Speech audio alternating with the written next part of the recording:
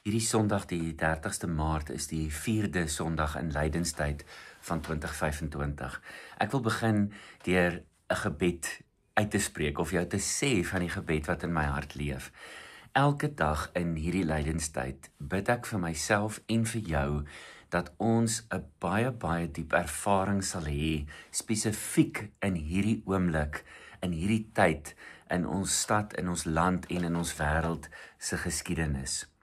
'n goeie ervaring, 'n lewegewende ervaring van wat dit beteken, wat dit doen, wat dit gedoen het, dat Jesus homself gegee het, sodat ek en jy kan lewe. Hierdie Sondag se skrifgedeelte is Matteus 25, die laaste gedeelte. Daar is 'n klomp opskrifte in Matteus 25 en 24 wat gaan oor die profetiese rede. En soos ek al voorheen gesê het, ek en jy dink baie keer profesie het te maak met die eindtyd. Nou daar is 'n element daarvan, maar baie keer het profesie ook 'n groot element van herinnering aan wat belangrik is. So die gedeelte wat ons Sondag lees, is waar Jesus praat oor die laaste oordeel. Hy praat oor die skape en die bokke.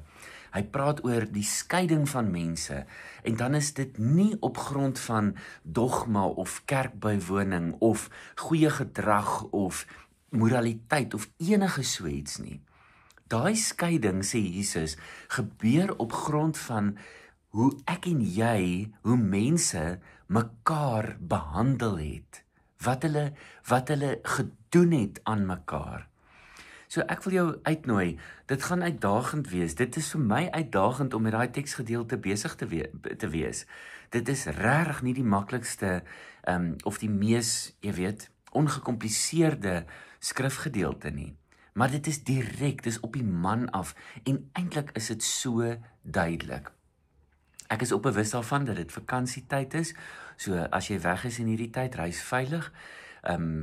Van ons ontvang besoekers, studente of besoekers van elders in hierdie tyd, bring hulle saam na die erediens toe, Sondag 9 uur.